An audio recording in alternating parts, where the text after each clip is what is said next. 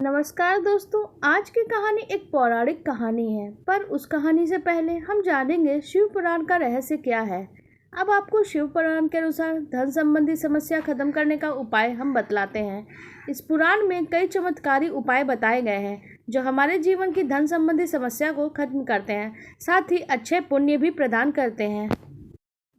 एक उपाय जो बतलाने जा रहे हैं वो ये है, शिवलिंग के पास प्रतिदिन रात्रि के समय 10 से 12 के बीच दीपक जलाना चाहिए।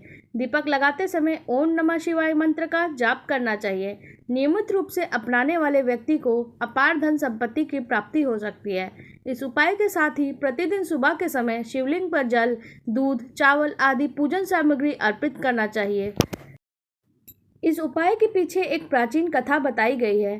कथा के अनुसार प्राचीन काल में गुणनिधि नामक व्यक्ति बहुत ही गरीब था और भोजन की खोज में लगा हुआ था।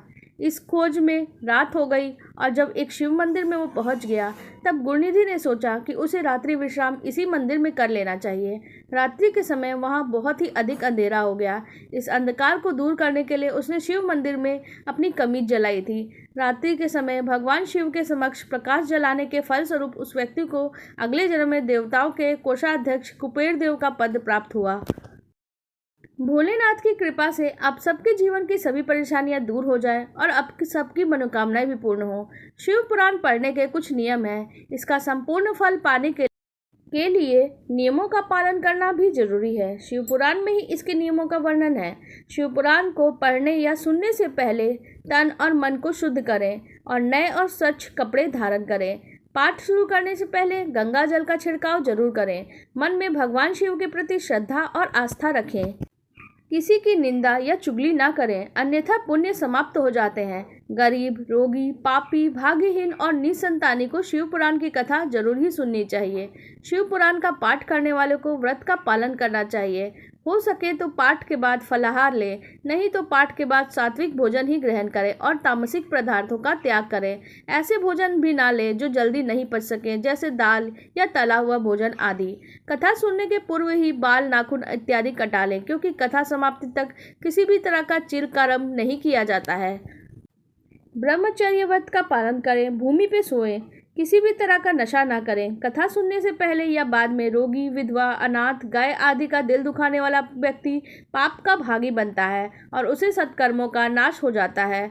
काम क्रोध से दूर रह के पाठ करने वाले सत्य, दया, मौन, सरलता, विनय और हार्दिक उदारता का इन सद्गुणों को अपनाने वाले को ही कथा का फल मिलता है। सुनने वाला निष्काम हो, सकाम हो, वे नियम पूर्वक कथा सुनने से काम पुरुष भी अपनी अभिष्ट कामना को प्राप्त करता है और निष्काम पुरुष मोक्ष पा लेता है। हर हर महादेव शंभू।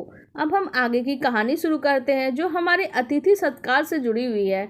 अतिथि सत्कार की महिमा हमारे भारत में सदियों से ही है, तो इसी से जुड़ी है हमारी कहानी। अतिथि सत्कार की महिमा।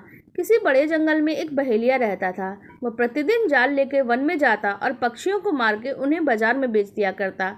उसकी इस क्रूरता और भयानक कर्म के कारण उसके मित्रों और सगे संबंधियों ने सबने उसको परित्याग कर दिया था, किंतु उस मूढ़ को, बेवकूफ़ को अपनी सारी यही वृत्ति बहुत ही ज़्यादा अच्छी लगती थी। एक दिन वो वन में घूम रहा था, तभी बड़ी तेज आंधी उठी और देखते देखते मूसलाधार बारिश होने लगी। आंधी और बारिश के प्रकोप से सारे वनवासी जीव त्रस्त हो गए। ठंड से ठिठुरते, इधर उधर भटकते हुए बहेलियों को शीत से पीड़ित और भूमि पर पड़ी हुई एक कबूतरी को देखा और उसे उठाकर उसके पिंजरे में डाल दिया। चारों ओर गहन अंधकार के कारण बहेलिया सघन पेड़ के नीचे पत्ते बिछाकर सो गया। उसी वृक्ष पे एक कबूतर निवास करता था जो दाना चुगने गई और अभी तक नहीं लौटी हुई अपनी प्रियतमा कबूतरी के लिए विलाप कर रहा था। उसका करुण विलाप सुन के पिंजरे में बंद कबूतरी ने उसे अभ्यागत बहेलिये के आतिथ्य सत्कार की सलाह दी और कहा, प्राणनाथ, मैं आपके कल्याण की बात कर रही हूँ, उसे सुन के आप वैसा ही कीजिए। इस समय विशेष प्रयत्न करके एक शरणागत प्राणी की आपको रक्षा करनी है। यह व्याध आपके निवास स्थान पर सर्दी और भूख से पीड़ित होकर सो रहा है। आप इसकी सेवा कीजिए, मेरी चिंता न कीजिए।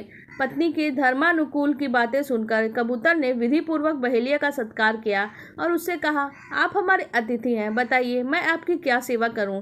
इस पर बहेलिया ने कबूतर से कहा, इस समय मुझे सर्दी से बहुत ही कष्ट हो रहा है, हो सके तो ठंड से बचाने का कोई उपाय कर दीजिए। कबूतर ने शीघ्र ही बहुत से पत्ते लाके बहेलिये के पास रख दिए और यथाशीघ्र लुहार के घर से अग्नि लाके पत्तों को प्रज्वलित कर दिया। आग ताप के बहेलिये की शीत पीड़ा दूर हुई, पर उसने कबूतर से कहा, मुझे बहुत ही भूख सता रही है, इसलिए कुछ भोजन करना चाहता हूँ। यह सुनकर कबूतर उदास होकर चिंता करने लगा। थोड़ी देर सोच के उसने सूखे पत्ते में पुनः आग लगाई और हर्षित होकर बोला, मैं ऋषियों, महर्षियों, देवताओं, पितरों तथा महानुभावों के मुखों से सुना है कि अतिथि की पूजा करना ही महान धर्म है, अतः आप मुझे ग्रहण करने की कृपा कीजिए। और इतना बोल के 3 बार अग्नि की परिक्रमा करता है और उसके बाद आग में ही प्रविष्ट हो जाता है। महात्मा कबूतर ने अपने देहदान द्वारा अतिथि सत्कार का ऐसा उज्जवल आदर्श प्रस्तुत किया कि व्यास ने उसी दिन से अपना निंदित कर्म छोड़ दिया। कबूतर और कबूतरी दोनों को आतिथ्य धर्म के अनुपालन से उत्तम लोक प्राप्त हुआ। दिव्य रूप धारण कर श्रेष्ठ विमान पर बैठा हुआ वो पक्षी अपनी पत्नी सहित स्वर्ग लोक को चला गया। आपको हमारी ये कथा कैसी लगी, आप कमेंट सेक्शन में जरूर बताइएगा। धन्यवाद।